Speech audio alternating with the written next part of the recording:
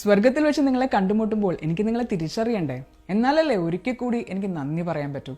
അതിനുവേണ്ടി നിങ്ങളുടെ ഈ മുഖം നോക്കി നിന്ന് ഞാനത് മനസ്സിൽ പതിപ്പിക്കുകയാണ്. താൻ സമ്മാനമായി നൽകിയ വീൽ ചെയറിലിരുന്ന് വികലാംഗനായ ഒരു കൊച്ചു ബാലൻ പറഞ്ഞ ഈ വാക്കുകളാണ് തന്റെ ജീവിതത്തിൽ ഏറ്റവും സ്പർശിച്ച കാര്യം എന്ന നൈജീരിയൻ കോടീശ്വരൻ ഫെമി ഓട്ടഡോളയുടെ വാക്കുകൾ നമ്മൾ സോഷ്യൽ മീഡിയയിൽ പലകുറി കേട്ടതാണ്. എന്നാൽ അദ്ദേഹം പിന്നിട്ട ജീവിത പ്രതിസന്ധികളുടെ കഥ ഒരു വട്ടമെങ്കിലും കേൾക്കുന്നവർ പിന്നീട് ഏത് പ്രതികൂല സാഹചര്യങ്ങളിലും തളരില്ല എന്നുറപ്പാണ്.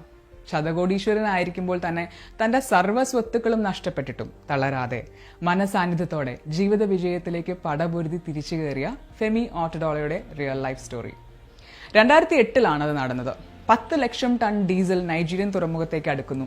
500-ൽ പരം പെട്രോൾ പമ്പുകളുള്ള നൈജീരിയ, ആഫ്രിക്ക എന്നിവിടങ്ങളിലെ ഡീസൽ മാർക്കറ്റിന്റെ 95% സ്വന്തം കൈകളിൽ സേഫ് ആക്കി വെച്ചിരുന്ന ഫെമി ഓട്ടഡോളയുടെ ജീവിത വിജയങ്ങൾക്ക് തിരിച്ചടിയേറ്റ ദിവസമായിരുന്നു അത്. $1 മില്യൺ ടൺ ഡീസൽ കൈവശമിരിക്കെ ഡീസലിന്റെ വില $146 നിന്ന് വെറും $34 കൂപ്പുകുത്തി വീണു. ആ പതനത്തിൽ ഒറ്റയടിക്ക് ഓട്ടഡോളയ്ക്കുണ്ടായ നഷ്ടം $480 മില്യൺ ആയിരുന്നു. ആ ദിവസത്തെക്കുറിച്ച് അദ്ദേഹം പറഞ്ഞതാണ്: എന്റെ മുന്നിൽ രണ്ട് മാർഗങ്ങളെ ഉണ്ടായിരുന്നുള്ളൂ. ഒന്നുകിൽ ആത്മഹത്യ ചെയ്യുക, അല്ലെങ്കിൽ പൊരുതി ജയിക്കുക. ഞാൻ രണ്ടാമത്തെ ഓപ്ഷൻ തിരഞ്ഞെടുത്തു. ഇതെന്റെ ജീവിതാവസാനം ഒന്നുമല്ല, മറിച്ച് ഞാൻ കടന്നു പോകാൻ വിധിക്കപ്പെട്ട എൻ്റെ ജീവിതത്തിലെ ഒരു പ്രതിസന്ധി ഘട്ടം മാത്രമാണെന്ന് എനിക്കറിയാമായിരുന്നു. ദൈവം നമുക്കായി വലിയ ലക്ഷ്യങ്ങൾ കണ്ടുവച്ചിട്ടുണ്ടെങ്കിൽ നമ്മൾ വലിയ പ്രതിസന്ധികളിലൂടെ കടന്നു പോകേണ്ടതായിട്ട് വരാം. ജീവിതാനുഭവങ്ങൾ, ലൈഫ് എക്സ്പീരിയൻസസ്, അതാണ് ജീവിതത്തിലെ ബെസ്റ്റ് ടീച്ചർ. അതുകൊണ്ട് തന്നെ ഞാൻ ആ പ്രതിസന്ധി ഘട്ടത്തെ നേരിടാൻ തീരുമാനിച്ചു.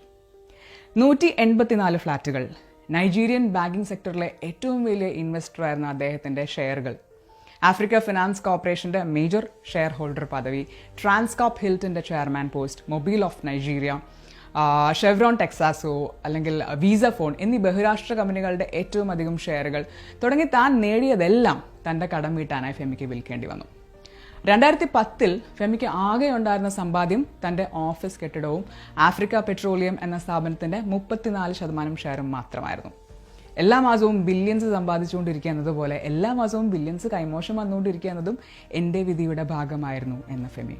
പക്ഷേ ജീവിതത്തെ വിധിക്ക് വിട്ടുകൊടുക്കാതിരുന്നാൽ ജീവിതത്തിൽ എന്തും നേടാം എന്ന് ഫെമി തെളിയിച്ചു. വ്യക്തമായ പ്ലാനിങ്ങും കഠിനാധ്വാനവും കൊണ്ട് 2014-ൽ വീണ്ടും ഫെമി ഓട്ടഡോള ഫോബ്സ് റിച്ച് ലിസ്റ്റിലെ സമ്പന്നരുടെ പട്ടികയിൽ ഇടം നേടി.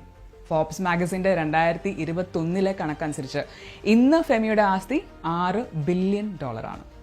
എനിക്കെല്ലാം നഷ്ടപ്പെട്ട ആ ദിവസമാണ് ഞാൻ എൻ്റെ ജീവിതത്തിലെ ഏറ്റവും വലിയ പാഠം പഠിച്ചത്.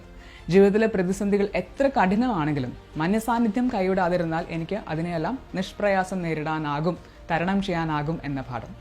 ഫെമിയുടെ ഈ വാക്കുകളെ നമുക്ക് റാൽഫ് വാഡോ എമേഴ്സന്റെ പ്രശസ്ത വരികളോട് ചേർത്ത് വയ്ക്കാം. The greatest glory in living lies not in falling but in rising every time we fall. ജീവിതത്തിൽ പരാജയങ്ങളോ പ്രതിസന്ധികളോ നേരിടാത്തവരായി ഒരാൾ പോലും ഇല്ല. എന്നാൽ എത്ര പ്രാവശ്യം വീണു എന്നതിലല്ല, ഓരോ വീഴ്ചയ്ക്ക് ശേഷവും എത്ര വേഗം നമ്മൾ ഉയർത്തെഴുന്നേറ്റു എന്നതിലാണ് കാര്യം. A big salute to that fighting spirit within you. Thank you.